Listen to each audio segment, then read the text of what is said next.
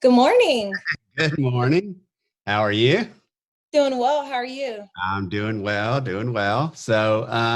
Yeah, day two here. Here we go. Yeah. You were on last night, and I was just kind of giving a quick overview of all the speakers last night and everything that that went on. What was your thoughts coming out of last night? Yeah, I was just gonna say last night was so powerful. It truly blessed me. It blessed my soul. The week had been so busy and so, I felt so weighed down by the week, but listening to each and every one of those speakers, man, I felt refreshed. I felt more empowered, and it was like that reboot that I needed. Yeah. So Yeah, awesome. absolutely. Absolutely. So yesterday you and I got on, we did a little bit of a talk, leading up to today, but today you and I are going to get into your story, really Yeah. kind of jump in and, kind of jump into who you are and all the great things that you do. And so one of the wonderful things that I love about this is real life, right? We got real life in your experience, and you're a mother and you're a wife. And so if everybody hears your son in the background, right, then Right. that's that's real life, so that's what's beautiful about it. And I love that. Put him onto my husband. So hopefully Yeah, no, that's perfect. fathers are a bit different with children than mothers are. Yeah, no, I love that. That is perfect. That's real life. So that's what Convene is all about. So let's jump in. Let's talk about who you are. And Yeah, so yeah, everyone, my name is Shaina Marie Afful, and I am a mother. I am a wife to my husband Solomon, who is originally from Ghana. Hold on, baby. And also, I am currently the marketing and communications director for Steer It Straight, which is a nonprofit yeah, that educates youth on avoiding substance abuse. And I am on the path to entrepreneurship, so hopefully we'll get that on soon. But really, who I hope to be is a full-time speaker, Christian speaker in ministry, and a full-time author. That's what I perceive for my life. yeah. So let's talk about two things. Let's talk about Christian, classy, and confident. That's who you are. And let's just talk about that real quick. So about 3 or 4 years ago, God just kind of whispered these three words into my head: Christian, classy, confident. And I was just thinking, okay, what is that? Like, is it a book? Is it like, what is that? Yeah, So I had already like made a logo for it. I had somewhat of an idea of what it was, but now, years later, I kind of have more of a solid plan for what that is. And that is a ministry that's going to just help women to be the best versions of themselves, whether that be, it's really mind, body, and soul, um, that three-part. But yeah, so yeah, it's, focusing on, it's helping women to know that you have to, study and work on your mind. You also have to work on your spirit. And then you can't neglect your body, because your body is your temple. So yeah. that's what it is. Yeah, no, that's awesome. And I love there's a video that goes along with that people need to go to your YouTube site and see that you've made Yes. where you kind of show. Yeah. So talk So about that video. I'm currently working on a website, but you all can definitely go check out some of my most recent messages on YouTube. Just look me up at Shaina Marie Afful, and you will find my YouTube channel. Yeah, and there's a Christian classy confident little video there that is just wonderful. You sent it to me, and Mhm. it shows who you are, and I think that's great. Before we jump into, because I just think it's just some of the great work that you do. Let's talk about Steered Straight just a little bit, because this is another way that you're helping out and you're lifting people up and you're out there speaking, but you're a main part of helping run a nonprofit that is doing great things in the U.S. Yeah, so Steer It Straight is a wonderful organization. We go all across the nation to educate students primarily about the dangers of substance abuse.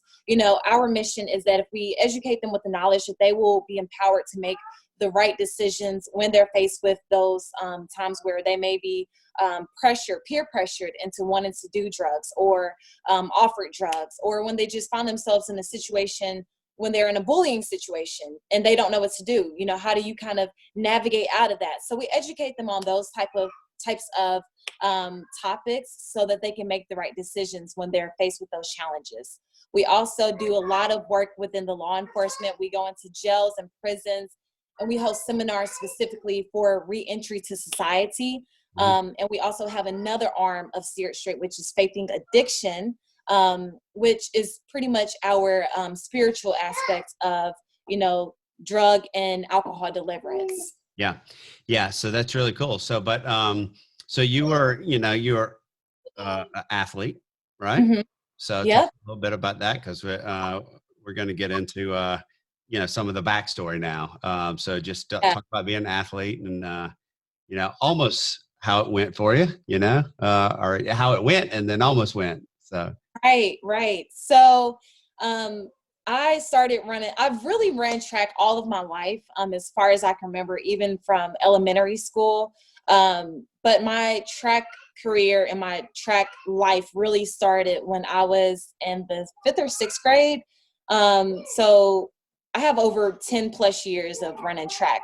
But even throughout all of that, I would run, I would play basketball, I would cheerlead, I would do all of these other things, to really just stay active. So I've always been an active person. So yeah, Yeah. give me 1 minute. They're about to leave. Okay, thank you. Yeah. I know it's throwing you off. Wait, Hey, this is, one of the things about Convene, and you already know this, it's real life, real people, real experience. And I yeah, think a lot of the people watching, not all, but a lot of the people watching are parents. A lot of people have kids. A lot of people, hey, it's real life. So do not well, worry Dad about that. and my son are about to go out and have son and father time. So Yeah. I can focus. Yeah, that's not a problem at all. I love it. I actually love it. I wish I could go back to those days, so Yeah. I can remember back in the days in the Marine Corps, like one of my fondest memories is I would come home from the squadron and I would get out of the car, and every day my son and my daughter running across the yard. Those are some of my fondest memories. So Right. I know exactly where you're at and all that. So Yeah. So with track, it really was my outlet. Track, if it wasn't for track, I probably would have been strung out on drugs. I probably would have been every statistic and every word that was spoken over me at a young age. I probably would have been that. But because I had track as an outlet, because I was good at it, I found something that no one could take away from me. So track was really my outlet for all the things that I was going through, from the yeah. times that I was sexually abused to, the times where I got to high school and didn't know where to go next. So yeah. So let's get into that story. So let's talk about your story, because this is, the things that you went through growing up, and some of the things that happened to you. You always leaned on God, and, to get you where you are in your faith. But let's talk about that. So just start talking about when you were just a young girl on a bus.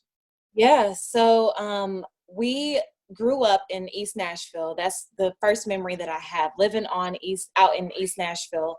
And my mother owned a home. Her second husband, or her first husband, had just died. He was in the military and he was murdered. So she had bought us a house, and that was our home. However, she got strung out on drugs and really wasn't there for us. So we would just be playing in the streets like little kids do. And one day, we had a family friend who invited us over to watch The Seed of Chucky. And on that day, I got molested by him. And that was the first encounter of molestation that, I had experienced. And being a little girl, I was probably only 6 or 7, or probably even, probably 6 or 7. I was pretty young. So at that age, you don't really know how to rationalize it. You don't really know what's happening. So I just thought, I would have thought that I was in a safe place, but I wasn't. And after that, it's like my life just kind of spiraled. Not too long after that, we were evicted from that house, which sent us on, a cycle of being in and out of shelters. We moved back and forth between Nashville and Atlanta. And then when we were in Atlanta at a shelter, I was molested again on a bus. So we finally got an apartment there in Atlanta, and my mom was still on drugs. And at this point, I think there was some prostitution going on. We had men coming in and out of the house. Now, nobody had ever talked to me about my sexual abuse experiences. Nobody ever said, this shouldn't be happening, that shouldn't happen. If it happens again, this is what you do. That never took place. So anytime that she had those men coming in, I would just go out. Yeah. We were on the second floor of an apartment, and I would literally climb over the balcony because I didn't even want to walk past them. So I would just like slide down the balcony and just go play. Yeah. Anyways, we ended up getting evicted from that house and moved down the street with a family or her friend.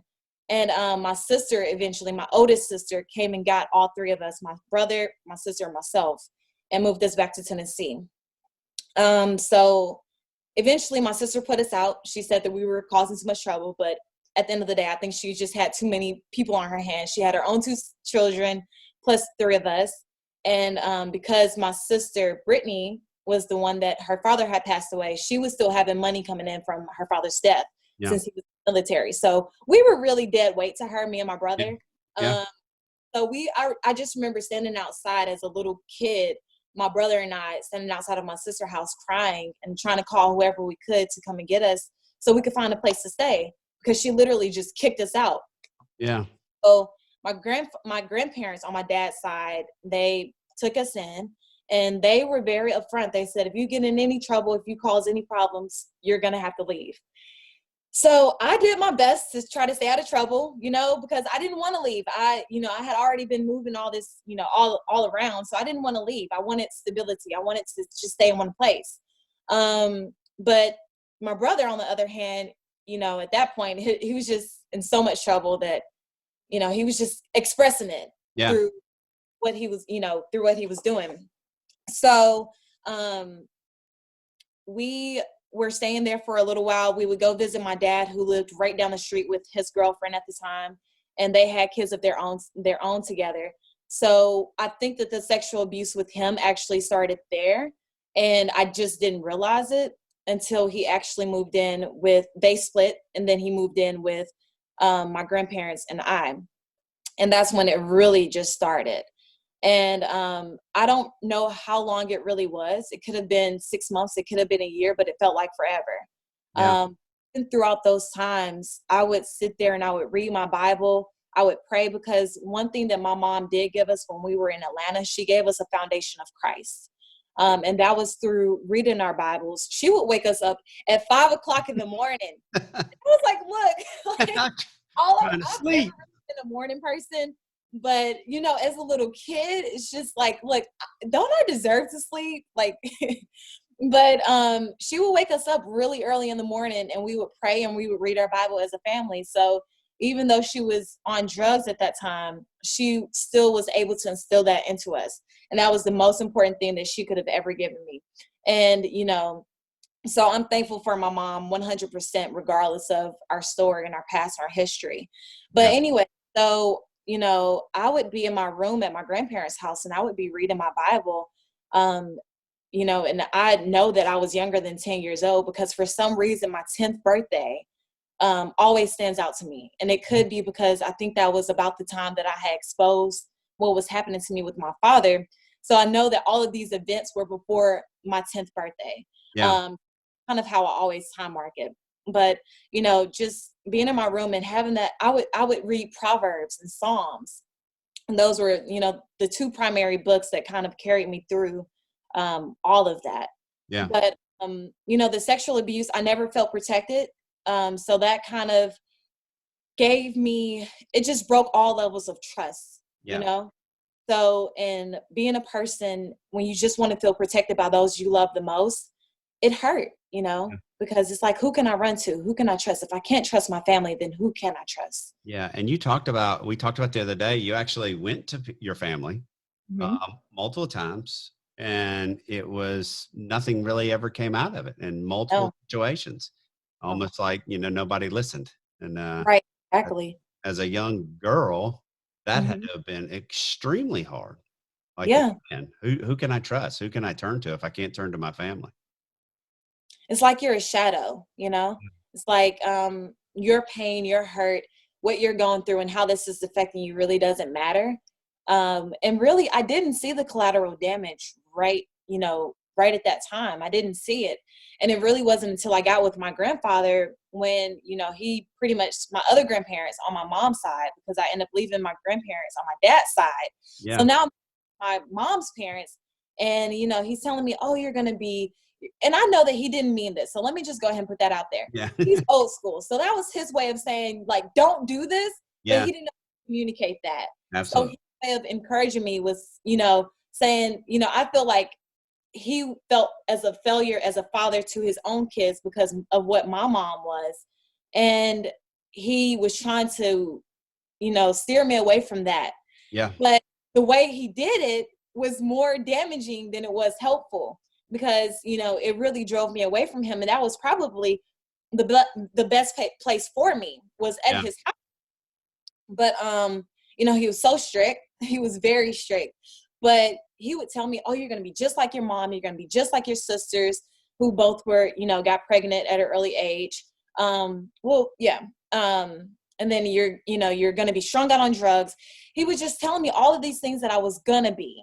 Yeah. And I was like, well, how?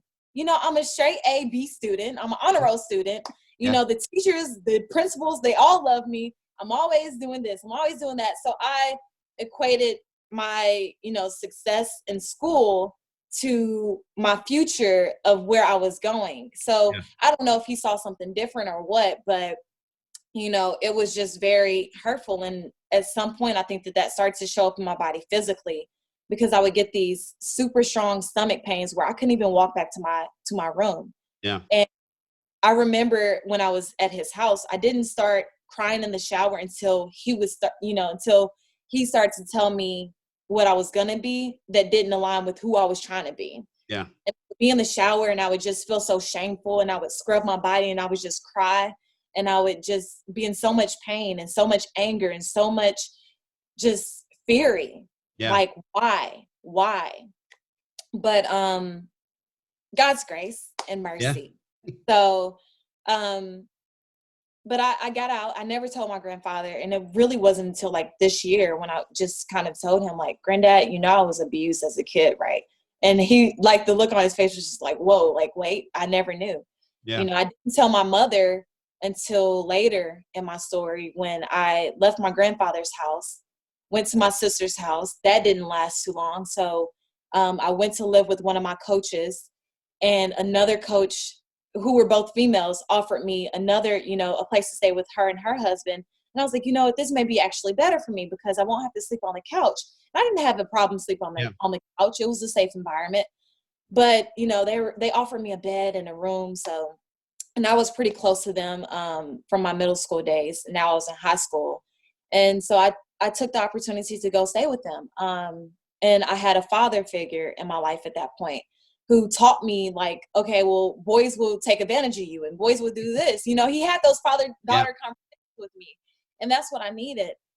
But, whenever I would go visit my mom, she was like, oh, he's going to do this. He's going to do that. And, just saying what he was going to, and I was like, well, he's never even looked at me weird or even tried anything. So one day I just blurted out because I had enough. And I was like, don't you think I would know if he was going to do that when my own father had did this to me? Yeah. And my brother and her, they said, what did you just say? And I just broke down crying.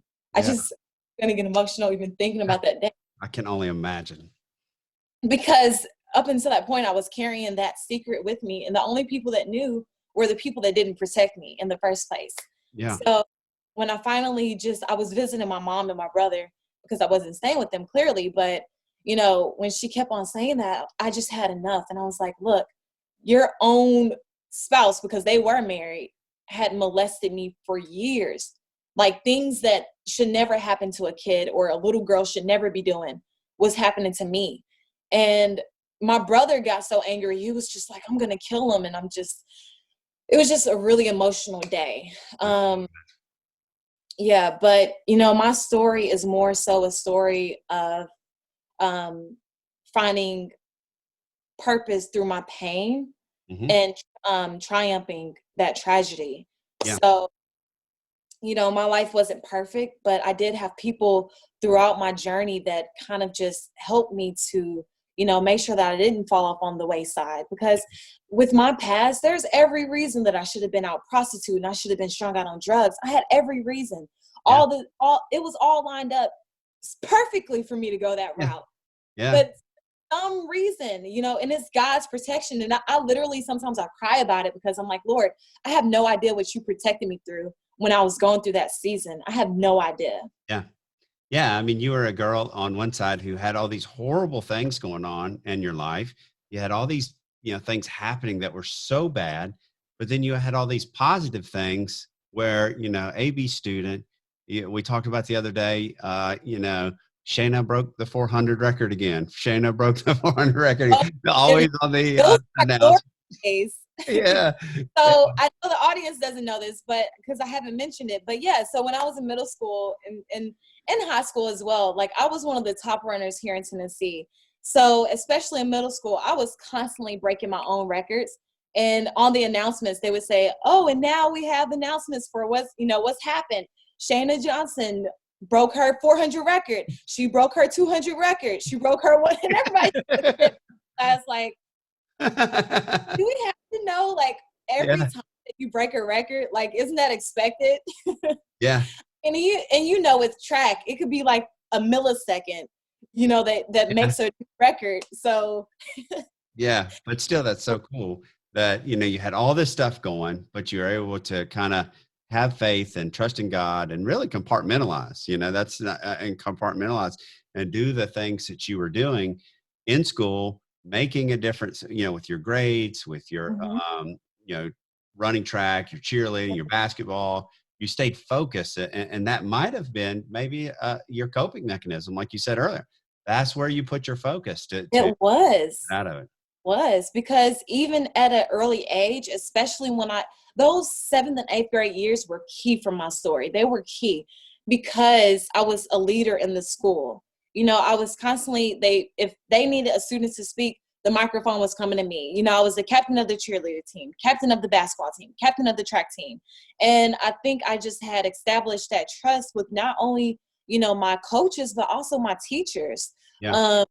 So whenever they needed a voice from a student, they would always, put that on me.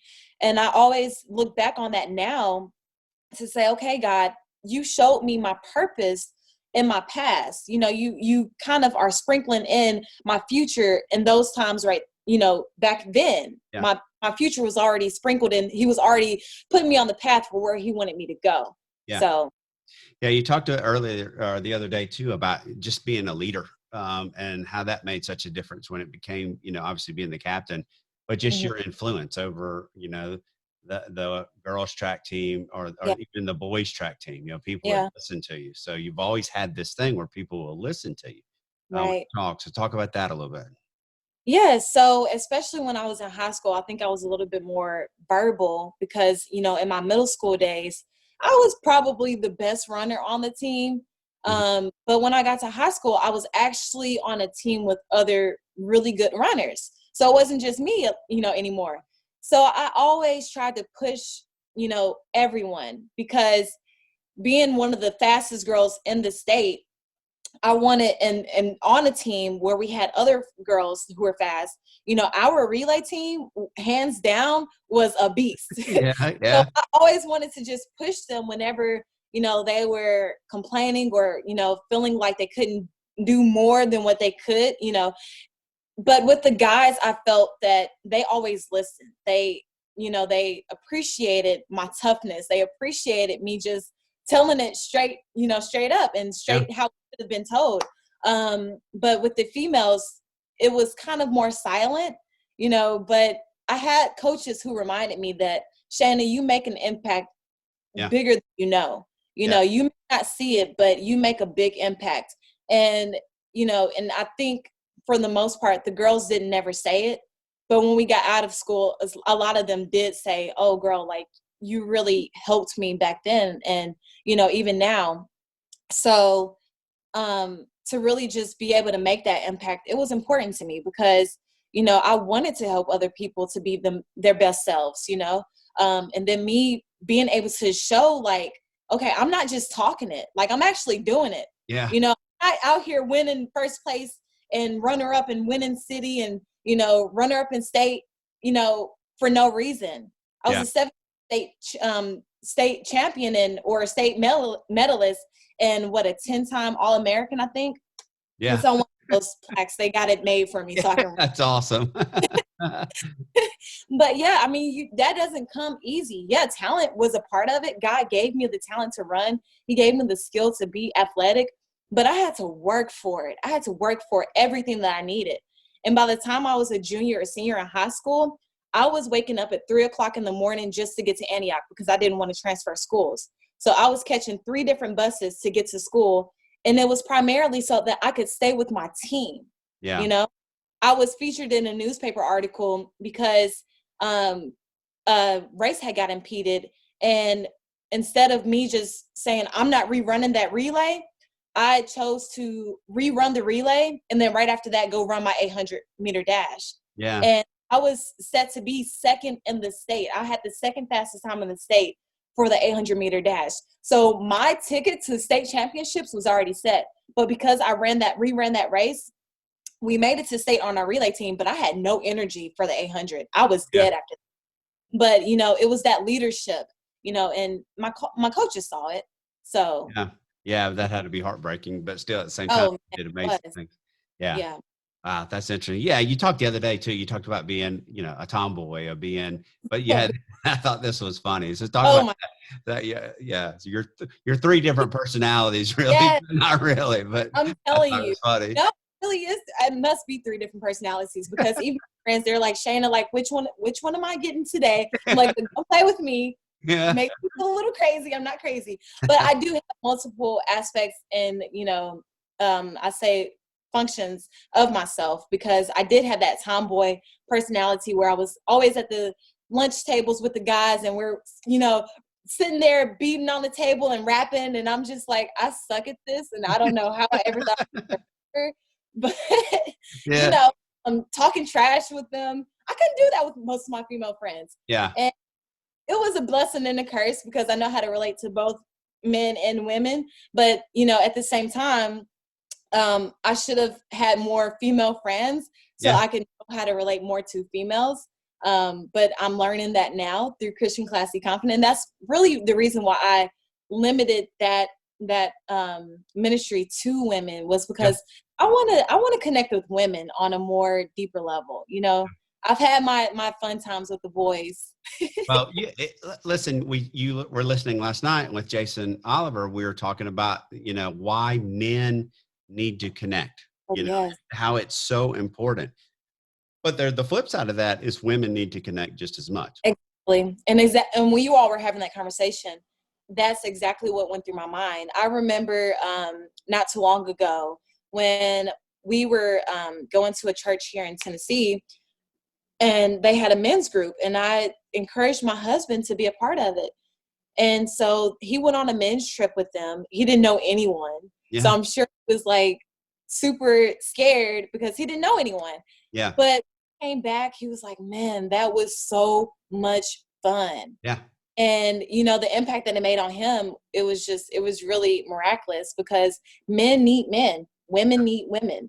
So that's so important. And so it's really pretty cool that you're doing what you're doing because, you know, it's just impacting lives, you know, and you have, you know, really the trauma that you went through and the story that you went through. It's amazing, you know, some of like Tracy last night and your story and just everything that you've gone through, but you still have this, as well as Tracy, you still have this incredibly positive attitude, this incredibly positive outlook on life, but it all comes through, you know, your faith and it all comes through, you know, believing, you know, that Jesus has put you here for a reason and that you can make a difference and you can lift people up. So talk about that a little bit, because I find it amazing. Somebody put earlier in a comment real quick that they love your energy. They can feel, you know, it's not just your energy, but they can feel your confidence, you know, and that's incredible. Yeah. So as far as like being positive all throughout that, I don't even know. Like as a kid, with everything that I was going through, it was it amazes me that I was even able to crack a smile. Oh, absolutely. You know, none of my teachers would have ever imagined what I was going through at home. But I did go to a counselor. I went to, I knew what, I have always known when I need help. Yeah. And when I need help. I seek help. You Yeah. know, I'm very vocal about, you know, how I'm feeling. So I think for me, personally, the reason why I've always been able to be kind of optimistic and be happy, and, you know, don't get me wrong, I've had very low days. You know, in Sure. college, I was Absolutely. diagnosed with depression, and I was on medication for depression for a couple of months, and then I just stopped taking them Yeah. because I was I can't do, I can't keep, yeah, no, Yeah. it's not working.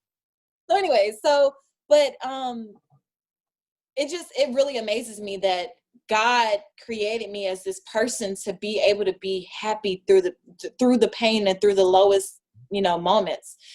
Because I did try to commit Yeah. suicide. I was going to bring that up. Yeah. If you hadn't. Talk about that, but when I was living with my grandfather, you know, words have power. And especially when you don't really know someone's situation and you're saying something, you just don't know what you're speaking. And he was speaking death into my situation and not life. Yeah. And but I had people on the outside that were speaking life into my situation. I had people that I cried to, and they loved on me. Yeah. But one day I thought I had had enough, and I was probably in the 8th grade, and so I looked at my inhaler, and that was the only thing that and I also used to cut myself at some point. Started to cut myself on my leg, but that one day I just kept pumping until it didn't pump anymore, and I was like, all right, like I'm done, like Yeah. can't take it anymore. And I don't know if I passed out or if I fell asleep, but I just remember when I woke up and I was just like, okay, well, that didn't work. Yeah. So I'm guessing, like, you know, that wasn't your plan for me. Yeah. Because, but my head was throbbing. So something had happened in my body. So I knew, so either the Lord saved me or just trying to OD on an inhaler just wasn't the right, you know? Yeah. Yeah. Not to make light of suicide attempts, but, you know, Yeah. it's true. You know, that's my story. But, you know, so it's either one or the other. But at the end of the day, there were other times that, you know, I probably couldn't have been here to this day. I think, you know, the devil's had it out on me for a very long time. Yeah. But yeah, but just, you know, you have to keep a positive outlook. You have to do your best to try to smile, because smiling is therapy. And then also, I think yesterday someone was talking about, you know, just talking about it, and you have to let those things out. You can't just bury it all in. If I bury things in, me personally, I'll explode, or I will just go crazy. Like, I'm not the type of person that can just hold things in. Yeah. So, yeah. So I want to. I've done this a couple of times, and I touched on it a little bit at the beginning, but I want to actually say a term to you, and just get your thoughts on this, right? So if I say to you, real life, real people, real experience, what does that make you think? Real life, real people, real experiences. Real life. Well, a lot of us try to think that life is supposed to be this cookie cutter, you know, experience, and it's not. Real life is hard. Real life is tough. And real life is real life because of real people. We live in a world with real people who, we're not all perfect. We all have different journeys. We all have different stories. And most of us are all going through our own healing experiences and our own healing path. So we have to understand that we're dealing with people who also are hurt. You know, most of us have things that have happened in our past that, you know, we start to look at things through a different lens. And real experiences, I mean, every experience, you know, kind of trains you to think a certain way. So yeah.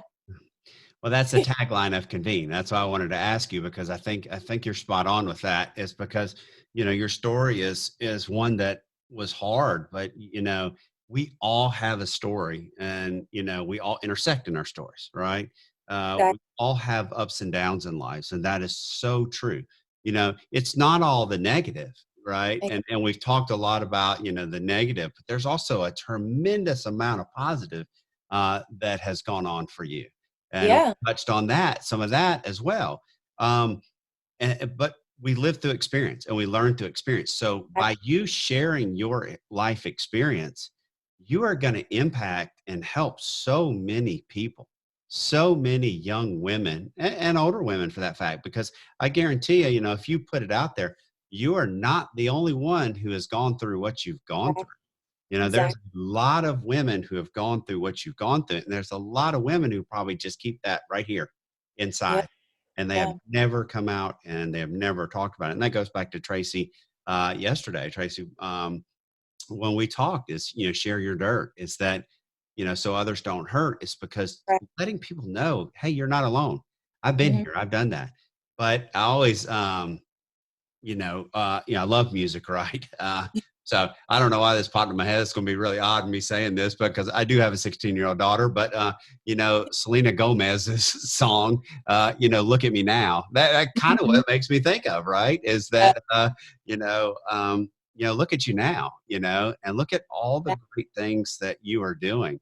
Um, it's just amazing to me. And so let's talk about all the amazing things that you want to have happen, all the amazing things that you are going to make happen. Cause I don't doubt that you're going to make them happen, through what you want to do. You've always talked about being a motivational speaker. You've always talked that we had that conversation the other day. Yeah.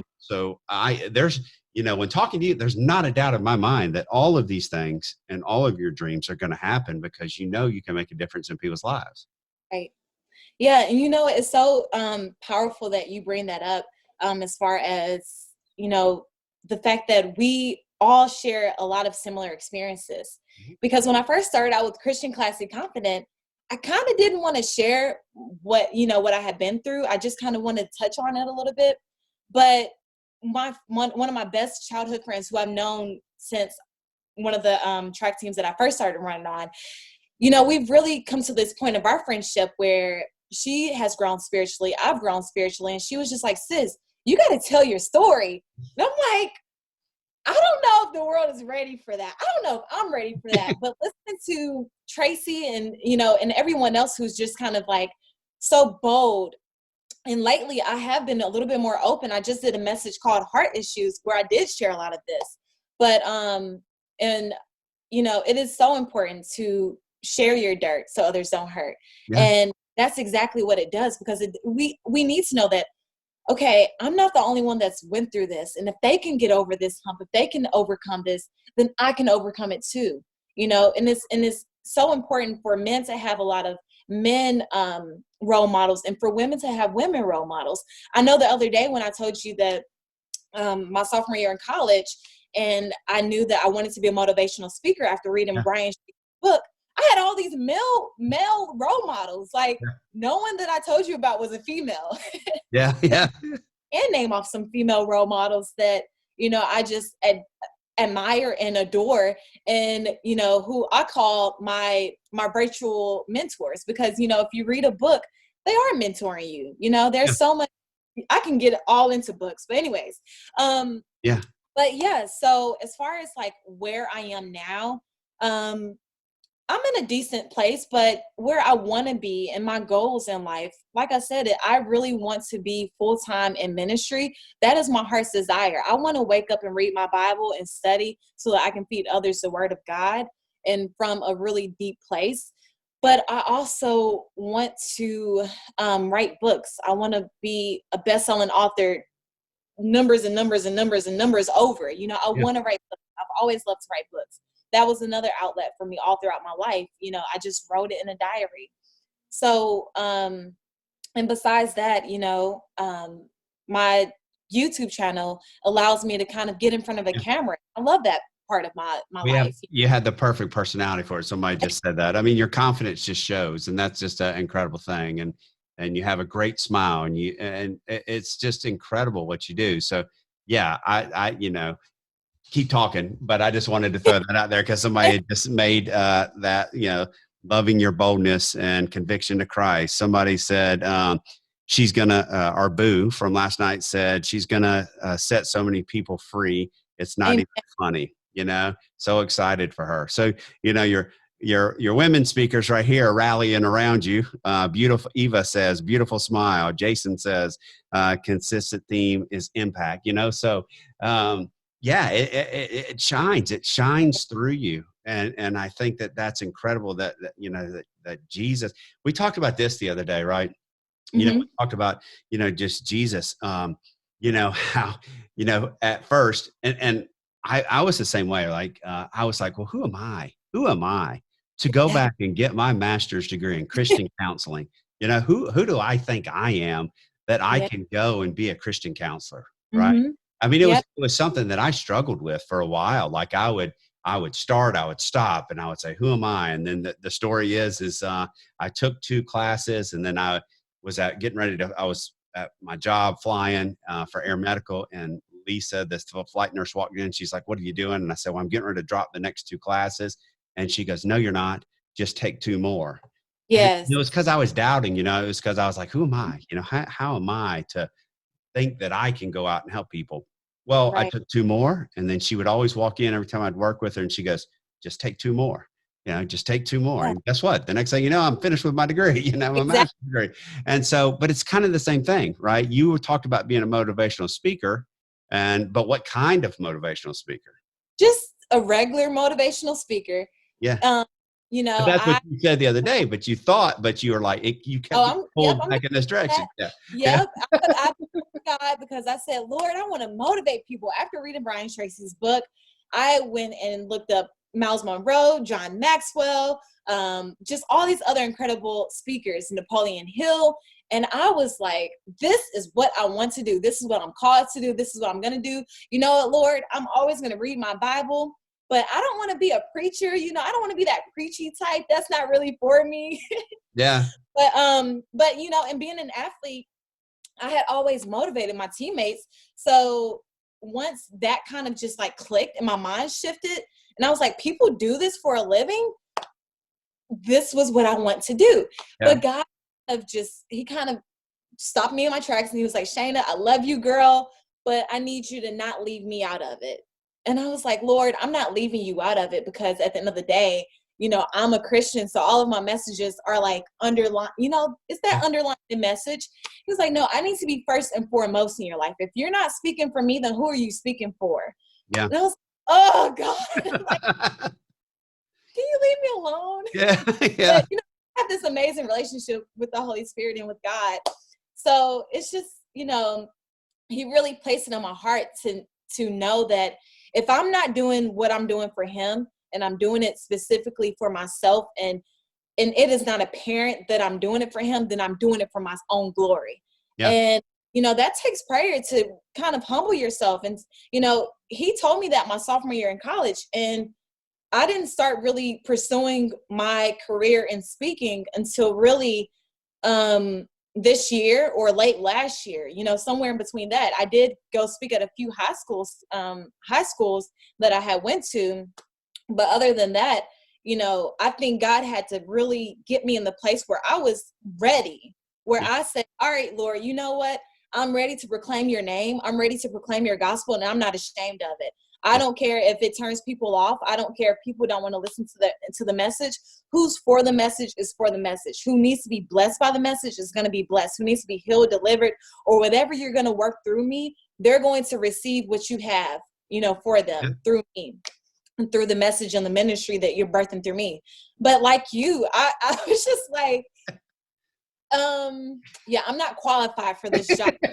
Yeah. I'm qualified for a motivational speaker based on my track pass and my athleticism, but to really, be able to be out there and saying Jesus and, quoting scripture and, going from the Bible, I just didn't think that I was qualified to do that. But, Yeah. God qualifies us. He's the one that says that we're worthy. He's the one that says that, you can do this, and you don't worry about what other people, if other people say that you're qualified to do it or not. He qualifies us, Yeah. and he will grace you through that. Yeah. I love that you say that, because I just think that we, look at everybody that's speaking, through this Christians Unite, something that we need to do more. We need to just bring the message, we need to bring the message through our stories. You know, Yeah. I've talked to a couple of speakers, and we've all had that same thought. You know, Mhm. I am not one that can sit here and say, well, in John chapter 5 verse, you know, I can't do that. Got Yes. Grayson Marshall Jr. Grayson can Right. pull. You know, I mean, he's Maybe one day I incredible. will be able to. I'm hoping, yeah. Right. Oh, Yeah, I'm about to get note cards, you know, and make me some note right. cards so I can be like Grayson. But yeah, you know, some people are so good at that, you know, like Mhm. Grayson, but still, it doesn't matter, you know. You if you understand the message, you read the Yes. message, and you understand the Bible, you know, Yeah. you can come out through your story and tell your Right. story and lift people up. And here's the thing about that too, what if you read your Bible, you don't have to memorize those scriptures, because the Holy Spirit, when you need to speak it, the Holy Spirit will give you, I can't quote scriptures, but I can quote it, but I can't quote the book and and the number. I can tell you, like, okay, um I can't even give you an example right now, but if we were talking about something Yeah, specific and I needed to give you yeah, something based on the word, it will come out of my spirit. Does that make sense? absolutely. It does make Yeah. sense, and that's So yeah, I 100% I agree. can't just sit here and start pulling off scriptures off the top of my head. But if we were talking and you needed a word and God, had placed the word in my heart to give you, and that scripture will just come back in the back of my mind. Yeah. But you can Google it and see where that scripture is in the Bible. Yeah. That's what I do. I got the So Bible app. I got the Bible exactly. app. So uh, where there's a will, there's a way. So Absolutely. No, and I can't agree more. And I'll tell you, when you're talking about this power of the Holy Spirit and you're talking about all these things that we are talking about, like I'm telling you, I went to Israel. I put my hand where Jesus was on the cross. I put my hand where he laid in the tomb. And it's when I tell you, I put my hand on the Western Wall and prayed. And when I tell you, when you put your hand where Jesus walked, it is like nothing you have ever experienced. Everybody oh needs to try to save your money, go there because yeah, you literally feel the energy roll through your whole that's body. definitely Yeah. in my Highlight, desire is to go to Israel. yeah, one of the highlights of my life. I've been baptized in the Jordan River. So, Oh, yeah. right. So Look, the Lord tells us to not be jealous. that's Okay. right. That's right. Well, listen, But Shaina. oh man, I bet that was an amazing experience, because Oh yeah. it's something about his presence. Oh yeah. And I'm sure his presence will never leave those places. He left his mark. What's incredible, one of the things that's incredible about it, and again, if everybody can go, you need to go because now you're in the stories that are in the Bible. Now Mhm. you are standing at the Sea of Galilee looking. Right. Now you are getting baptized in the Jordan. Now you're in Amazing. Jerusalem. Now Yeah. you are walking the path where he carried the cross. I mean, it's I can't even explain it. I mean, it's like nothing. It's like you're there. Oh, You're there. It's amazing. Yeah. it, Yeah, everybody needs to go. So we need to wrap it up. I could go talking to you all day and continue to talk to you all day, and we are going to continue talking. You're in Convene with Steered Straight. You're going to mhm. be in Convene with other things, you know, like we've been talking about. So I totally appreciate that, and I've loved working with you through the 108 Challenge live event we did with Michael De Leon and him speaking. But I really love working with you on this because this is near and dear to my heart as well. And so I truly appreciate you, and I Yeah. cannot wait just to keep things going and keep working Thank, with you. Your thank, power radiates. It does. It thank just you does. so much. Let me read a couple more comments. Melinda says you radiate positivity. Thank you. Thank you, Melinda. So a lot of great comments for you. Just love you and just thank you so much for being a part of this. And I can't wait And to and thank you for the opportunity to be a part of it, and to be able to share this platform with so many other amazing speakers. You all are awesome, and I am being blessed by your stories. yeah. So thank you for doing this as well. Awesome. Well, thank you, Shaina. And I'm going to take just a couple minute break and we'll be up with the next speaker. All right, sounds good. See you later. Bye. Bye.